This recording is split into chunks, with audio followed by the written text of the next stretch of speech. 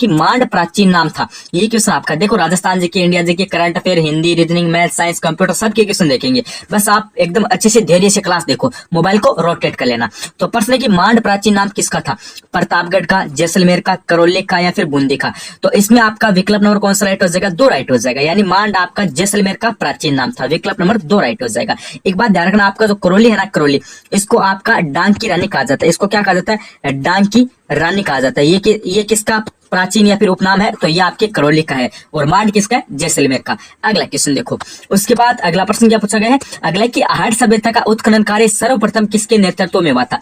देखो विद्यार्थी, ये थोड़ा सा इंपॉर्टेंट क्वेश्चन है, क्योंकि आहट सभ्यता ये आपके सिलेबस में है और एक किस सभ्यता से कन्फर्म आएगा। तो प्रश्न पूछा गया कि आहट सभ्यता का उत्खनन कार्य, खोज नहीं पूछे, उत्खनन कार्य पूछा है कि किसके निर्देशन में हुआ था या फिर किसके नेतृत्व में हुआ था। सर्वप्रथम पूछा है किसके नेतृत्व में हुआ था, जैसे दयाराम साहनी, अमरानंद घोष, अक्षय कीर्ति व्यास या फिर रतन चंद्र अग्रवाल। तो इसमें आपका विकल्प नंबर 4 राइट हो जाएगा। सर्वप्रथम आहट का उत्खनन कार्य है ये आपका रतन चंद्र अग्रवाल के नेतृत्व में हुआ था। ये बात ध्यान रखनी है। आहट आप सभी को पता है कहां पर है? ये आपकी उदयपुर जिले के अंदर है। और कौन सी नदी के किनारे है? आयर नदी के किनारे है। बस इतनी बात आप ध्यान रखना। और एक थोड़ा सा आप ये भी ध्यान रखना, अमरानंद घोष है ना, इन्होंने कालीबंगा सभ्यता की खोज की थी 1952 में। कालीबंगा सभ्यता घग्गर नदी के किनारे है। बस सभ्यता में आपको ज्यादा कुछ याद नहीं करना है, वो कहां पर स्थित है, उनकी खोज किसने की, कौन सी नदी के किनारे, ये 4 बातें आपको ध्यान रखनी है। अगला प्रश्न देखो, एकदम अच्छे से समझाऊंगा मैं आपको। उसके बाद अगला प्रश्न है कि राजस्थान का मोलेला गांव किस हस्तकला के लिए प्रसिद्ध है? ये आपका कल्चर से इंपॉर्टेंट है। जैसे पहले आपका जियोग्राफी का आया, फिर कल्चर का आ गया, फिर हिस्ट्री का आ गया, फिर कल्चर का आ गया, यानी सबके क्वेश्चन है। तो राजस्थान का मोलेला गांव है, ये किसके लिए प्रसिद्ध है? थेवाकला, टेराकोटा, मीनाकारी, ब्लू पोट्री। तो इसमें आपका क्या हो जाएगा? इसमें बी, विकल्प नंबर बी है ना, ये राइट हो जाएगा। यानी आपका जो मोलेला गांव है ये किसके लिए प्रसिद्ध है? तो ये आपका हो जाएगा टेराकोटा के लिए। और थेवाकला के लिए आपका कौन सा प्रसिद्ध है? तो इसके लिए आपका हो जाएगा प्रतापगढ़। ध्यान रखना, इसके लिए आपका कौन सा हो जाएगा? प्रतापगढ़ हो जाएगा। अगला क्वेश्चन देखो, तो यहाँ पे आपका विकल्प नंबर 2 हो जाएगा। यानी मोलेला आपका जो गांव है वो टेराकोटा के लिए प्रसिद्ध हो जाएगा। अगला क्वेश्चन देखो, ये थोड़ा सा इंपॉर्टेंट है आपका, हिंदी से एक प्रश्न पूछा गया है, यानी सब सब्जेक्ट के क्वेश्चन है। प्रश्न क्या पूछा गया कि शरणागत शब्द में कौन सा समास है? ये अच्छा क्वेश्चन है। जैसे बहुवीर्य है, क्रमधारय है, तत्पुरुष है या फिर अव्ययभाव है। तो शरणागत समास से अकॉर्डिंग, समास से रिलेटेड एक क्वेश्चन कन्फर्म आएगा।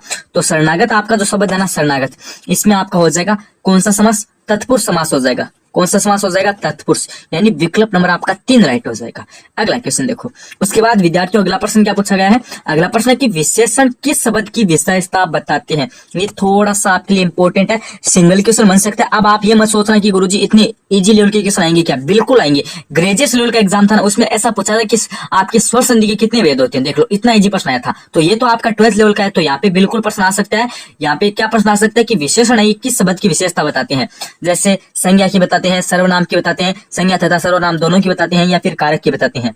तो इसमें आपका विकल्प नंबर 3 राइट हो जाएगा। यानी जो आपके विशेषण है ना, विशेषण, वह संज्ञा तथा सर्वनाम की क्या करते हैं? विशेषता बताते हैं। तो विकल्प नंबर आपका 3 राइट हो जाएगा। आपको परिभाषा याद है ना कि संज्ञा तथा सर्वनाम की विशेषता बताने वाले शब्दों को विशेषण कहते हैं। अगला क्वेश्चन, नेक्स्ट क्वेश्चन, अगला प्रश्न क्या पूछा गया आपका? रमा हंसती है वाक्य में क्रिया होगी। ये क्रिया है, इनको भी एकदम अच्छे से पढ़ लेना, क्योंकि क्रिया एग्जाम में कन्फर्म आएगी। सकर्मक क्रिया, कर्मक क्रिया, ये दोनों इंपॉर्टेंट है। यहाँ से एक क्वेश्चन, एक उदाहरण है, ये आपसे पूछा जाएगा। जैसे प्रश्न है कि रमा हंसती है, इस वाक्य में कौन सी क्रिया है? तो इसमें आपकी हो जाएगी एकर्मक। इसमें आपकी कौन सी क्रिया हो जाएगी? एकर्मक क्रिया हो जाएगी। विकल्प नंबर आपका 2 राइट हो जाएगा। एक तो सकर्मक होती है, एक आपकी अकर्मक होती है। अगला क्वेश्चन, उसके बाद अगला प्रश्न क्या पूछा गया? अगला प्रश्न है कि राजस्थान उच्च न्यायालय की मुख्य या फिर प्रधान पीठ कहां पर स्थित है? अच्छा और एकदम शानदार इंपॉर्टेंट क्वेश्चन है कि राजस्थान उच्च न्यायालय की जो प्रधान पीठ है वो कहां पर है? उदयपुर, जयपुर, जोधपुर, अजमेर। तो आप सभी को पता है ये क्वेश्चन सीटी के एग्जाम में बना था और वापस रिपीट हो सकता है। तो उच्च न्यायालय की जो प्रधान पीठ है ना, ये आपकी हो जाएगी गुरुजी जोधपुर जिले के अंदर। राजस्थान उच्च न्यायालय की प्रधान पीठ कहां पर है? जोधपुर के अंदर। विकल्प नंबर 3 बताने वाले सारे के सारे राइट हो जाएंगे। नेक्स्ट क्वेश्चन देखो, उसके बाद अगला प्रश्न क्या पूछा गया है? अगला कि राजस्थान की कार्यपालिका का संवैधानिक प्रमुख कौन होता है? ये अच्छा प्रश्न आपके लिए। राजस्थान की कार्यपालिका का संवैधानिक प्रमुख कौन होता है? मुख्य सचिव, राष्ट्रपति, मुख्यमंत्री, राज्यपाल। 4 ऑप्शन आपको दे रखे हैं। तो इसमें आप सभी को पता है राज्य की जो कार्यपालिका का संवैधानिक प्रमुख होता है ना, वो आपका होता है राज्यपाल। कौन होता है? वो राज्यपाल होता है। और देखो आपके राजस्थान की पॉलिटिकल यानी राज व्यवस्था से कम 7-8 प्रश्न बन जाएंगे। तो एकदम इंपॉर्टेंट क्वेश्चन है कि राजस्थान की कार्यपालिका का संवैधानिक प्रमुख कौन होता है? राज्यपाल होता है। विकल्प नंबर 4 यहाँ से राइट हो जाएगा। अगला क्वेश्चन देखो। उसके बाद अगला प्रश्न क्या पूछा गया है, ये थोड़ा सा इंपॉर्टेंट है। प्रकाश का किसी परावर्तक पृष्ठ से टकराकर पुनः उसी दिशा में लौट जाना, जिस दिशा में से वह अपवर्तित होता है, वह क्या कहलाता है? वह जिस दिशा से आपतित होता है वह क्या कहलाता है? अपवर्तन कहलाता है, प्रकाश का परिक्रमण कहलाता है, प्रकाश का परावर्तन कहलाता है, क्या कहलाता है? तो वो आपका प्रकाश का परावर्तन कहलाता है। ठीक है, ये जो प्रकाश के जो जितने भी आपके नियम है ना, जैसे परावर्तन का हो गया, अपवर्तन का हो गया, प्रकीर्णन का हो गया, विक्षेपण का हो गया, ये सारे नियम याद कर लेना, एक क्वेश्चन कन्फर्म आ जाएगा। चलो अगला क्वेश्चन देखो। उसके बाद अगला प्रश्न क्या है, अगला प्रश्न की मणिकौल की फिल्म दुविधा किस कृत्य पर आधारित है? ये ध्यान से देख लेना भाई। दुविधा किसकी कृत्य पर आधारित है? जैसे कन्हैयालाल सेठ या यादवेंद्र शर्मा, विजय दांडे था या फिर नथमल जोशी। एक बात ध्यान रखना, यहाँ से ना करंट टाइप का क्वेश्चन भी बन सकता है। तो आपकी जो मणिकौल की जो फिल्म आपकी दुविधा है, कौन सी फिल्म आपकी गुरुजी? दुविधा है। तो ये किसकी कृत्य पर आधारित है? तो ये आपकी हो जाएगी विजय दांडे था की। विकल्प नंबर 3 बताने वाले सारे राइट हो जाएंगे। अगला क्वेश्चन देखो। उसके बाद आपका अगला प्रश्न क्या पूछा गया है, अगला प्रश्न है कि जवाई बांध योजना सिंचित क्षेत्र है। जवाई बांध योजना से सिंचित क्षेत्र कौन से हैं? पाली जालोर है और पाली बाड़मेर है, सिरोही जालोर है, सिरोही पाली है। तो इसमें आपका जवाई बांध है, इससे संबंधित कौन से हो जाएंगे? आप सभी को पता है जो आपका जवाई बांध है ये पाली जिले के अंदर है, और इससे जो सिंचित आपके क्षेत्र है ना वो हो जाएंगे पाली और जालोर। कौन कौन से हो जाएंगे? एक तो पाली हो जाएगा, एक आपका जालोर हो जाएगा। विकल्प नंबर 1 राइट हो जाएगा। अगर आपको पूछा जाए कि मारवाड़ का अमृत सरोवर कहे जाने वाला जो बांध है आपका जवाई बांध, वो कहाँ पर या फिर किस जिले में है? तो आपके पाली जिले के अंदर है। अगला क्वेश्चन देखो। उसके बाद अगला प्रश्न क्या पूछा जा रहा है, अगला कि 1857 की क्रांति प्रारंभ होने के समय राजस्थान में अंग्रेजी सैनिक जो आपकी छावनी है ये कितनी थी? ये एकदम अच्छा सा इजी क्वेश्चन है, इसको एकदम अच्छे से याद कर लेना। आपको जो सैनिक छावनी है आपके राजस्थान में 1857 की क्रांति के समय वो बतानी है। तो वो आप सभी को पता है कितनी है? 6 आपकी सैनिक छावनियां है। विकल्प नंबर आपका 4 राइट हो जाएगा। और 1857 की क्रांति की जो शुरुआत है वो आपकी हुई थी राजस्थान में नसीराबाद से। कहां से हुई थी? नसीराबाद से हुई थी। Very good. अगला क्वेश्चन। उसके बाद नेक्स्ट प्रश्न आपसे क्या पूछा गया कि राजस्थान में शासन सचिवालय की स्थापना कब हुई? राजस्थान में शासन सचिवालय की स्थापना ये कब हुई थी? अप्रैल 1949, अप्रैल 1950, अप्रैल 1949, नवंबर 1950। तो इसमें आपका कौन सा राइट हो जाएगा? यानी शासन सचिवालय है ना, इसकी आपकी हुई थी अप्रैल 1949 में। कब हुई थी? अप्रैल 1949 में। एक आपका आता है सूचना आयोग, एक क्या आता है? सूचना आयोग, उसकी हुई थी 18 अप्रैल 2006 को। दोनों को याद कर लेना, थोड़ा सा पॉलिटिकल से क्वेश्चन बन सकता है। Very good. अगला क्वेश्चन देखो। उसके बाद अगला प्रश्न क्या पूछा गया, नेवरी आभूषण कहां पर पहना जाता है? एक बात बताओ ना मैं आपको, कर्मचारी चयन बोर्ड का फेवरेट टॉपिक है, कर्मचारी चयन बोर्ड का राजस्थान जीके में सबसे ज्यादा फेवरेट टॉपिक है आपका आभूषण वाला। कौन सा है? आभूषण वाला है। इनको एकदम अच्छे से रख लेना। अगर आपके पास मान लो 5-7 दिन है, 5 दिन, 3 दिन, 4 दिन, जितने भी दिन है, प्रत्येक दिन में क्या करो, 2-2 जैसे आपके आभूषण याद करो। जैसे आज आपने सिर के याद कर लिए, कल आपको गले के याद करने हैं, परसों आपको हाथ और पैर के याद करने हैं, ऐसे आपको याद करना है। 2 क्वेश्चन कन्फर्म आ जाएंगे और उनके साइज 5-5, 10-10 आभूषण होंगे, उनको एकदम अच्छे से रट लो भाई।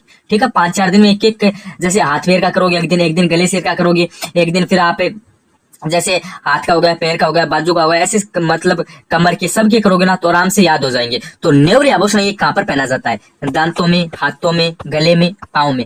तो नेवरी आपका हो जाएगा कहां पर? ये आपका हो जाएगा पाँव में। कहां पर हो जाएगा? पाँव के अंदर हो जाएगा। विकल्प नंबर आपका 4 राइट हो जाएगा। एक आपका आभूषण आता है तिमणिया। कौन सा आता है? तिमणिया।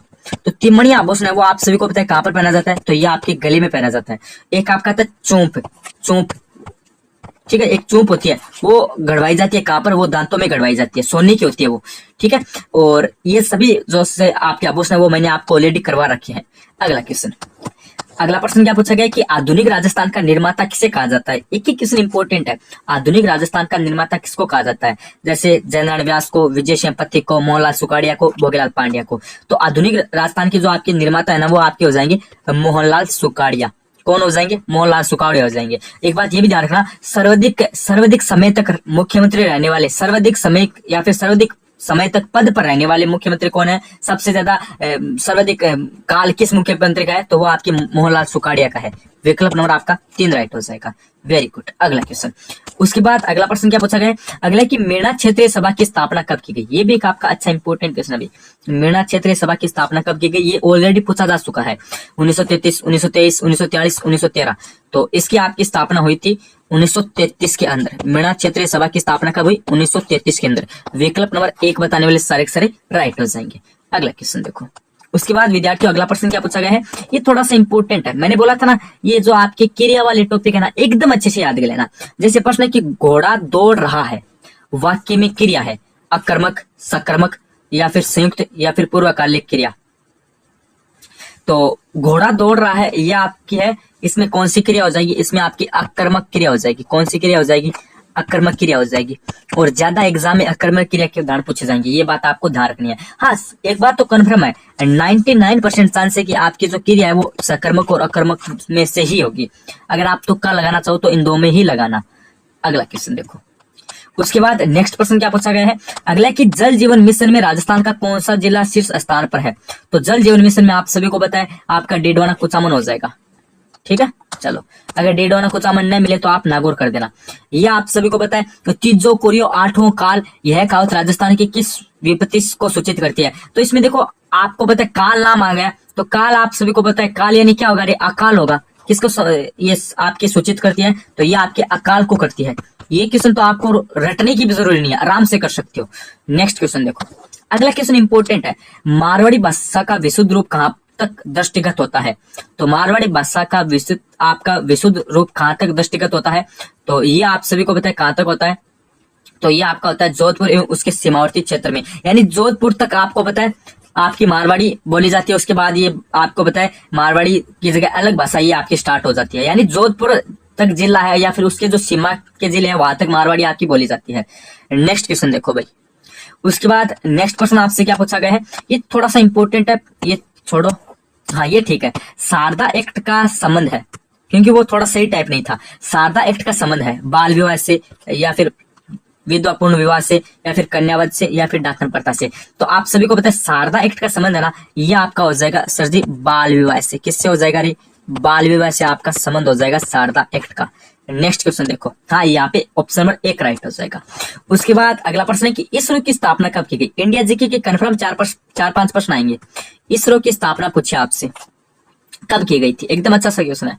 जैसे 15 अगस्त 1972 को, 15 अगस्त 1969 को, 15 सितंबर 1965 को, 15 अक्टूबर 1972 को। तो इसरो की स्थापना आपकी कब हुई थी? तो ये आपकी हुई थी सर जी 15 अगस्त, ध्यान रखना 15 अगस्त 1969 को।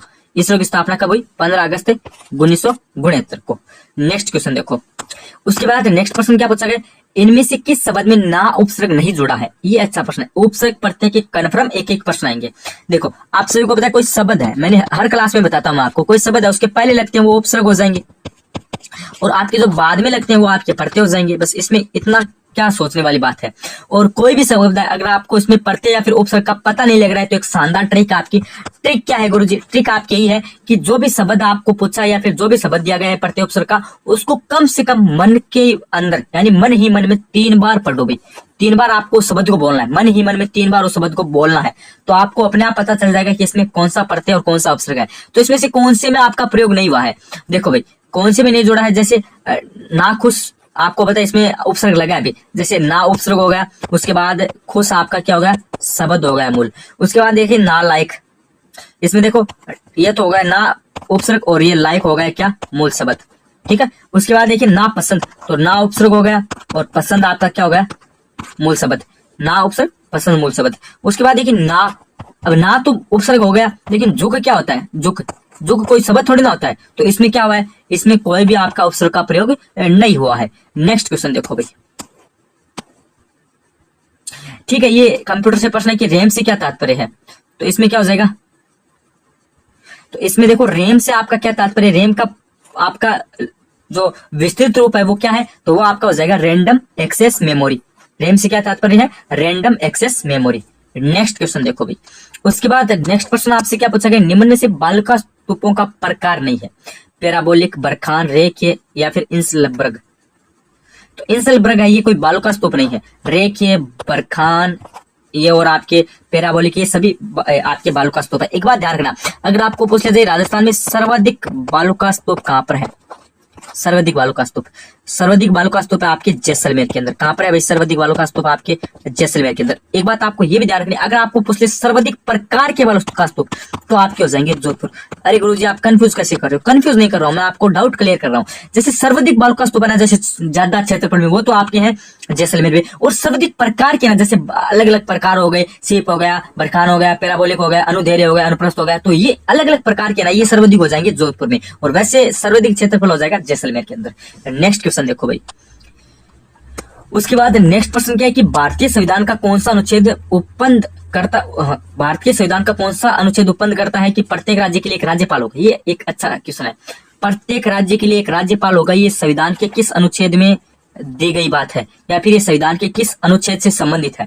अनुच्छेद 154, अनुच्छेद 155, अनुच्छेद 153, अनुच्छेद 164। तो 164 तो मुख्यमंत्री से संबंधित है, लेकिन अनुच्छेद 153 हो जाएगा ना, ये आपका 153 है ना, ये आपका राज्यपाल से हो जाएगा कि प्रत्येक राज्य में एक राज्यपाल होगा, ये भारत के संविधान से संबंधित है अनुच्छेद 153 के। तो विकल्प नंबर आपका 3 राइट हो जाएगा। नेक्स्ट क्वेश्चन देखो भाई। उसके बाद नेक्स्ट प्रश्न आपका क्या है कि राजस्थानी भाषा का उत्पत्ति काल माना जाता है? ये एक अच्छा प्रश्न आपके। हाँ, तो प्रश्न एकदम अच्छा है कि राजस्थानी भाषा का उत्पत्ति काल माना जाता है। तो राजस्थानी भाषा का उत्पत्ति काल आपको पता है कब से माना जाता है? तो यह आपके लगभग बता रहा हूँ 12वीं शताब्दी का अंतिम चरण से माना जाता है, यानी 12वीं एंड या फिर 13वीं फर्स्ट के टाइम से माना जाता है।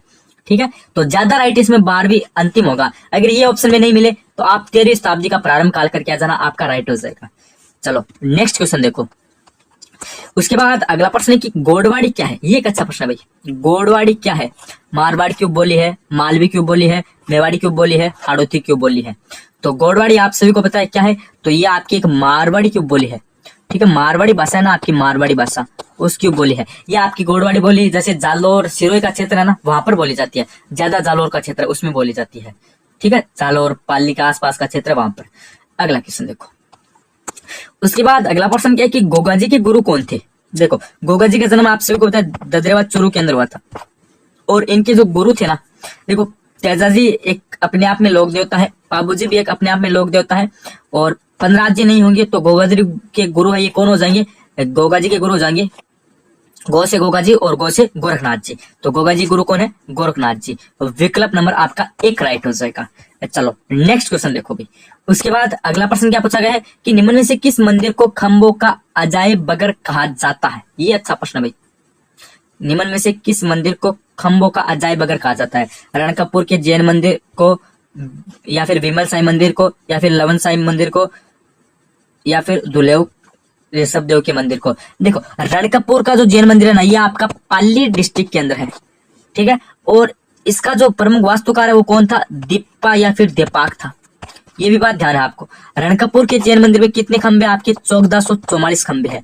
ये भी बात आपको ध्यान रखनी है। तो आपका खंबों का अजायब बगर ये किसको कहा जाता है?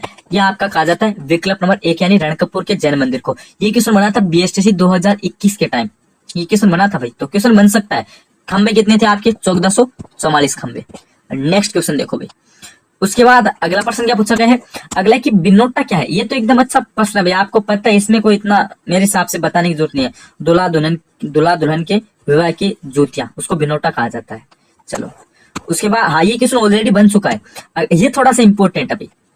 पंडित जवाहरलाल नेहरू ने, या फिर पंडित जवाहरलाल नेहरू द्वारा 2 अक्टूबर 1959 को सर्वप्रथम राजस्थान के किस जिले में पंचायती राज व्यवस्था का उद्घाटन किया था? आप सभी को पता है भारत में सबसे पहले पंचायती राज व्यवस्था का उद्घाटन है ये किया गया था। भारत के किस राज्य में सर्वप्रथम पंचायती राज व्यवस्था की शुरुआत हुई थी? तो ये आपकी हुई थी राजस्थान में। कब हुई थी? तो ध्यान रखना 2 अक्टूबर। कब हुई थी? 2 अक्टूबर 1959 को हुई थी। ठीक है, और ये कहां से हुई थी ये बात पूछी गई है। नागौर, जोधपुर, उदयपुर, बांसवाड़ा। तो ये आपकी हुई थी नागौर से। ध्यान रखना डेट 2 अक्टूबर 1959। शुरुआत कहां से हुई? राजस्थान के नागौर से। और किसने की थी? पंडित जवाहरलाल नेहरू के द्वारा की गई थी। किसके द्वारा? पंडित जवाहरलाल नेहरू के द्वारा। नेक्स्ट क्वेश्चन देखो भाई।